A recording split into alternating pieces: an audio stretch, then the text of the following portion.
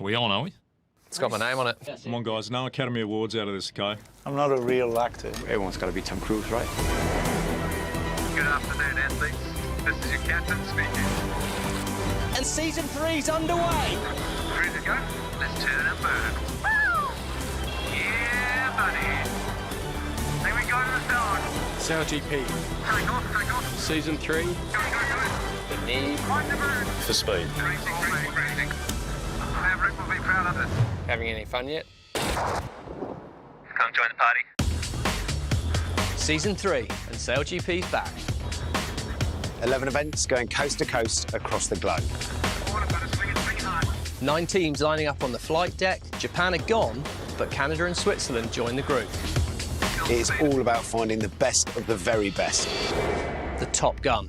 They're high achievers, laser-focused decision-making, and the physical strength to withstand sustained G-forces and exceptional loads. And frankly, your average SailGP driver probably has more in common with your fast jet carrier pilot. And 9 fixed wing, launch in progress. Roger.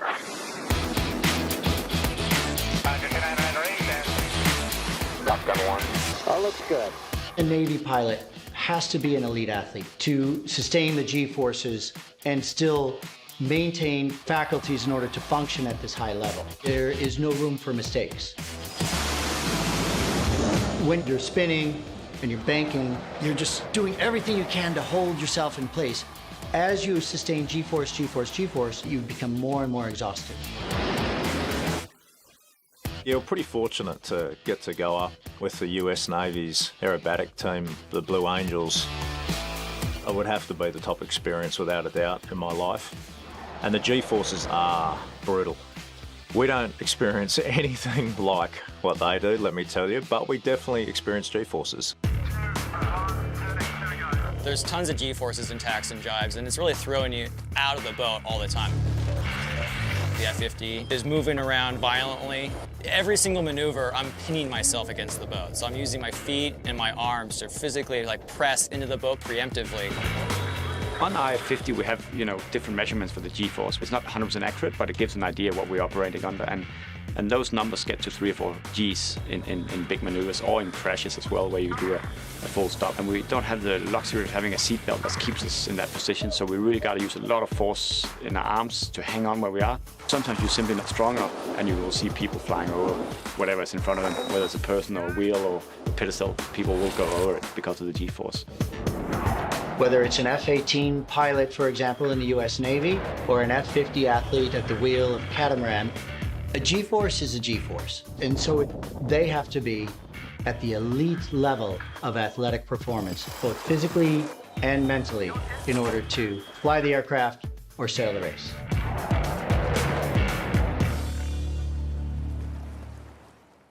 First event of the season, and all the teams are looking to put down a marker against their rivals.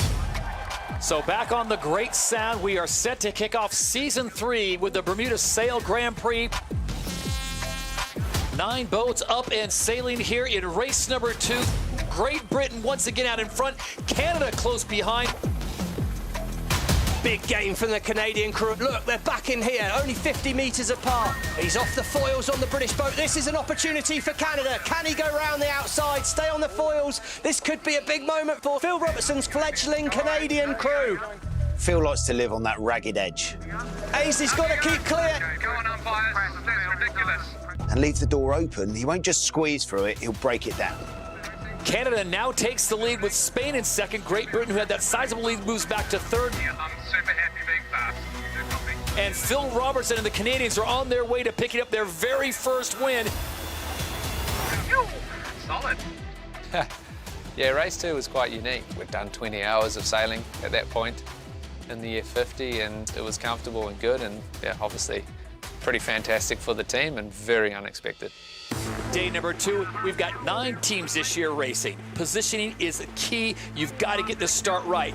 There's a lot of conversation this season around risk versus reward. Going full send to hit the line first can pay back big. But get involved in a collision, and not only your race, but your whole season could be over.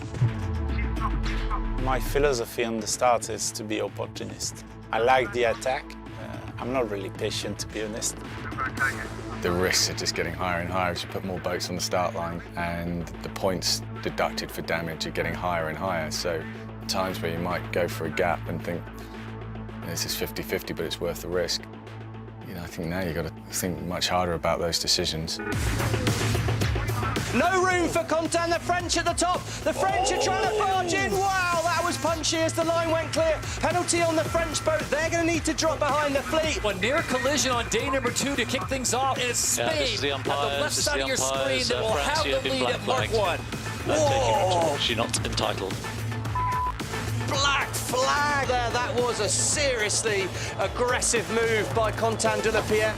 There is one part that is really happy with this move because I saw the limit of this game, and I know that one day it will pay off. So 9 teams down to 8 now. France, black flag. They are out of this race. And in the end, the Kiwis take the win. The final, new team. It's a different beast. It's a different race. We attacked it. We didn't want to settle for second. Who will take home the title here in Bermuda? Canada, Australia, or Great Britain? Great Britain needs to be sure to be ahead. It's a tight cross. He doesn't have the right of way, but he's through. Looks like the Australians have changed their focus. They're now defending Great Britain. As we come to the finish line, the Bermuda Sail Grand Prix goes the way of the 2-time defending champions. In Canada, a great performance, guys. Remember, this is a brand new team, and on the first event, they get themselves into the great final. When you start a new SailGP team, there's no easy way to fast-track results. But getting your hands on one of the league's best drivers is a pretty good way to start. At the top of the pile is the new team, Canada, led by gunslinger Phil Robertson. SailGP's showman turned assassin. All right, you crazy Canucks, ready to go? Let me be perfectly blunt. Phil Robertson was my first choice. Get ready for fireworks, mate. Phil is our maverick. He has to fly that F50 at its absolute limits. Okay, up you go, Ben. Come on, mate. Up you go. Up you go. And he wants to win at all costs. So is that it? Canada is the fun team? Yeah, I'm not sure if you know me very well, but I quite like to have fun, but more importantly, we're here to win. Hey, man. Welcome back. We're here. I think Fred, from a business point of view, he's used technology to disrupt industries, and I think what he saw me doing on the race course was probably disrupting SailGP and some of the, I guess, names out there. I want to welcome specifically Tom Slingsby. And we want to make sure he knows what the back of the Canadian boat looks like for this season. Not only is it incredibly exciting racing and challenging in country against country, but it's also about sustainability, inclusion, diversity, inspiring the next generation to get up and sailing.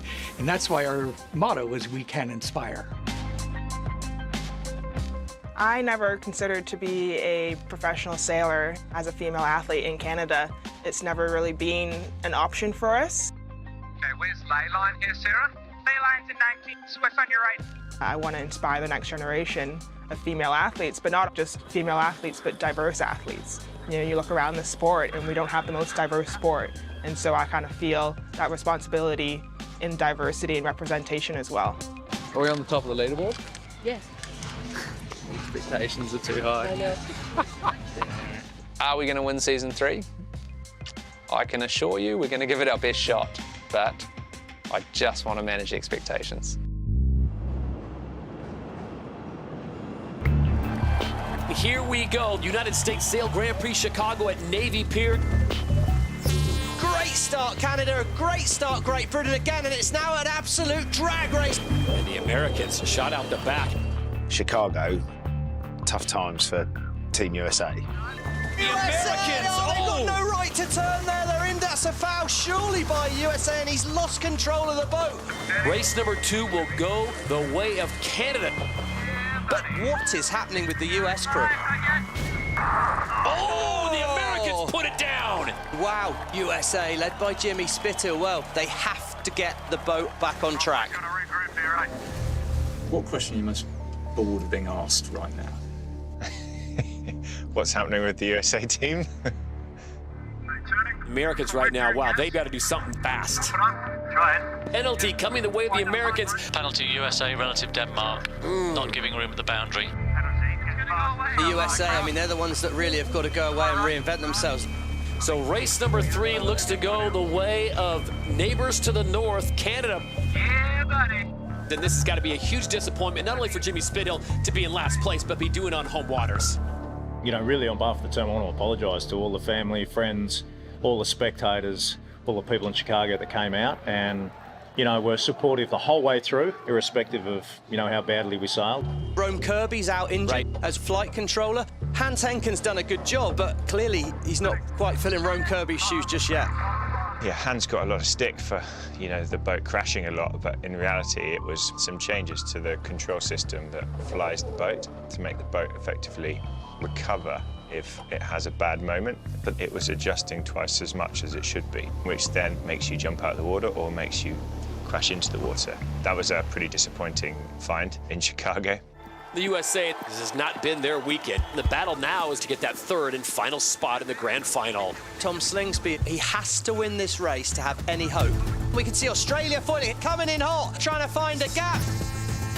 Tom Slingsby, he's driving over the top of the Danish crew here. We've had so many events where we've had our backs against the ropes, so I almost feel like we really perform really well when the pressure's on. Our whole goal was we had to win that race. That was the only chance we had of making the final. It's advantage Australia as they foil away. Has Slingsby saved his best till last again? It is all Tom Slingsby in Australia as he has stretched his lead to more than 200 meters over Canada. With a masterful job in race 5, Tom Slingsby and company punched their ticket into the grand final. I know that if the pressure's on, that I've got an amazing team behind me and I can put them in such tough positions and know that they're going to perform and get the win. Perfect from Australia in the middle of the line, and now it's a blast. Look at the speeds at the top of the mast, 10 kilometres an hour faster. I think it could be Australia first at the mark again. Can Canada hang on the inside? What a masterclass at the start line there. And it's like rinse and repeat. 2-time defending champions make it 2 in a row. I think Australia is so good because they operate as a unit, and that's really reflected in the data. Only F1 generates this level of metrics that SailGP handles on a regular race weekend. This really is big data. We have more than 42,000 data points per boat and per second. So we've got like speeds, loads of angles, everything is gathered, everything is controlled. SailGP is the only professional league where you're sharing all the data between the competitors. So for example, when your new competitor is arriving, they can get up to speed super fast. What I was keen to do today is just go through what we were doing in Bermuda. If you took the Aussies as an example, they're always around 50, aren't they, downwind? I think that we end up setting it There's about no 10 degrees. I think we can incorporate it into the tack a little bit. I'm looking at the data coming off all the other boats and all of the other wing trimmers, all of the flight controllers, everything, the whole time. Adapting that, evolving it, and constantly trying to push it to 11 with how the boats are sailed. Australia, they seem to have found the magic formula, Freddie. They are the fastest boat in SailGP. Let's not beat around the bush. It is frustrating that we can't hide anything. We feel like we're a pretty innovative team and we come up with something that we think this is going to make us faster, and all the other teams can see what we've done. They can copy it instantly to the 0.001 of a degree. You can see these little secrets that some of the teams have. So there's a good example with Australia. All the other teams cottoned onto their style in terms of sailing the boat very high and with a bow-down attitude. You know, it's a real game changer in terms of performance. It's easy to say, oh, I just need to ride higher, be more consistent. Riding low is about 850 millimeters, and riding high is about 1,000. We're talking about this much change, this much change. You know, how can you be that precise while going 100 kilometers an hour? And so keeping the boat within this much is key. It's not just about the numbers. It comes down to the way we sail the boat. And we've sailed together for a long time. There are times there where we don't need to communicate, and we're saving split seconds everywhere around the track. It's not about the plane. It's really about the athletes. It's about the pilot. You've got some teams that are able to make better decisions than others and are able to, you know, even fly the boat slightly higher than others can. It comes down to that human skill factor.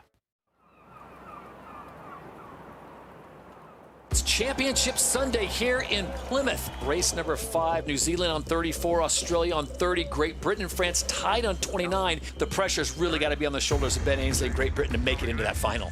For sure, it's a motivator. You know, having that home crowd, that's only going to fire you on.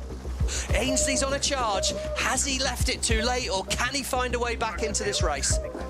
With the Kiwis already looking a shoe-in for the final. For Ainsley and his British team, it's go big or go home. Ainsley knows he must stay ahead of Australia right now. GBR, one more turn to do, but Australia has the right of way. Ainsley turns the boat one last time. When I saw them jibe right on the ley line, I was like, there's a real opportunity here to push them out of the final. So I bore the boat away and held course. Ainsley needs to cross clear ahead of the Australians to hope to make the final. It's tight. It's really, really tight. Risk versus reward. Ainsley and Slingsby. Who blinks first? Let's try to get Ben off this. Can we get him? Yes. That's and Great Britain just gets past. Penalty GBR. Oh, you're kidding! How are you going to be happy with that? Nowhere near. It's a 50-50 call. They missed us by half a length. I came up as far as I thought that I could to safely miss him. We call it a Hollywood. Slingsby certainly made it look good with that big turn up, looking like he's making drastic action. 100% they were trying to nail the penalty. That was the play. Whoever came out on top out of that incident was going to go into the final. Oh, wow. Great Britain missed the final, tied on points with the Danish. Yeah, a lot of people calling me Hollywood and an actor and stuff like that. I quite laugh at all those comments. They're on the full Hollywood down. Yeah, when as she came up, they were nowhere near us. Ben Ainslie's the most ruthless sailor I've ever sailed with or against, and he takes every one of those opportunities, so I don't feel bad in the slightest. So the final is set for New Zealand and Denmark. This is new territory. All 3 boats are foiling, but Burling wins the start. First time we've seen the Australians not leading at Mark 1 in a final, but the Danish, they are sailing nearly straight down the ladder line. So at Gate 2 in the final, it is Denmark that leads the way. This is all action at the minute. I think it'll be New Zealand leading at the top here as they have the right of way. Denmark's got to keep clear. Burling hunts him, and what a move by Burling. That was an aggressive match racing manoeuvre to slow the Danish down. Welcome to the show, New Zealand SailGP. The Kiwis claim their first title. Here in Plymouth and throughout Season 3 of SailGP, we are looking to the athletes and sailors of the future, and we do that through the Inspire program. SailGP is also encouraging the development of a professional pathway, the Inspire Careers program.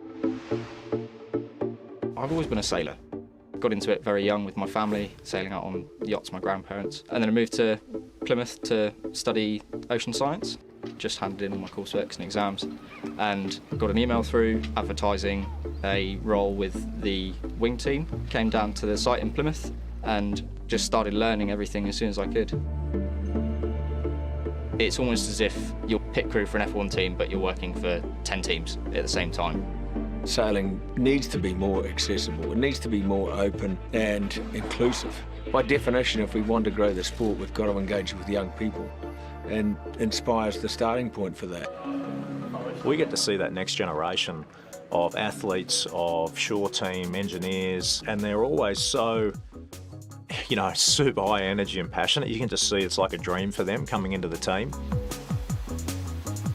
Working with Jimmy Spittle and the USA SailGP team was something that, if you would have told me that 5 years ago, I would have been like, Trey, you are talking rubbish right now. You are crazy. But it was really cool. I got to wear the same shirt as him, not from the gift shop, the same team shirt as him. What more can you want from that? I'm ready to do anything right now. To see where Trey has got to, just way more confident, and I think that'll put him in a really good position now in whatever he decides to take on in his career. A year ago, I would have never have imagined myself to be in this position. For people like myself, people like Trey, it has really been quite life-changing. Copenhagen and the drama in Denmark gets underway early. GBR have just run aground. No injuries. Far out. absolute disaster. It's a huge crash. The main foil has hit an underwater object. They hit it at around 30 kilometres an hour. The boat is not in good shape. Ultimate unforced error from the British crew. Game over for GBR and Ainsley. We are ready to see the best sailors in the world, but Great Britain are unable to race at all this weekend. Clear start there. It's New Zealand, Australia and France on the money at the start, but I think New Zealand are going to have the fastest angle from here. Whoa. The Kiwis and the Aussies in a drag race to mark number 1. You can feel things heating up on board Australia. The stakes just got higher. Here we go. Mistake by Australia opens the door for De La Pierre, takes it. Can the French hold the lead? Wow, 10 metres in it. Oh, aggressive from De La Pierre. Big error there on board the Australian boat. Slingsby's now staring down the barrel of missing out on a SailGP final for the first time in nearly 12 months. Coming in top of screen, New Zealand in third, but they have the right of way. Australia need to keep clear of New Zealand. Going to be a tight cross. How brave Slingsby feeling? It's match point. Does Slingsby play the percentages? Or go for the big serve? Oh, my Lord, that's tight. Big mistake. Oh, that's tight. That's so aggressive. There's going to be a penalty. Keep going up. Yep. Oh, my God, we've just lost this. And a clean sweep for the Kiwis as Peter Burley makes it 3 for 3. They are into the podium race. And the French hold up for second, and here come the Danes in third. Australia, first final missed in 6 events. We're super excited to be the ones that managed to end the streak that Australia was on, and we're finally sailing the boat at a level where we could stay at the front of the fleet and compete with the Aussies. I think the key thing that Tom's shown is you've got to give yourself the chance. You've got to be in the final race, and then things happen. This is the last race of the event. New Zealand have control. Burling's destroyed the start for the Danish. It's going to be a drag race between France and New Zealand. The podium race is off at mark number 1, and it is the Kiwis, winners of 3 races in a row. They lead it. Quentin De La Pierre pushing the Danes out wide. The Kiwis are sailing away from everyone. It is New Zealand SailGP that takes the win here in Copenhagen. 2 in a row. Slingsby's Australia is still top of the leaderboard, but with a growing domination of Peter Burling's New Zealand team. Is black the new green and gold? SailGP has never been more competitive. Speeds are getting higher. And the racing is even closer. And everyone wants to be Top Gun. If Phil Robertson's Maverick, are you Iceman? Yeah, you decide for yourself, mate. Next time, the Mediterranean awaits. The Maxi Yacht Rolex Cup and the Rolex Swan Cup.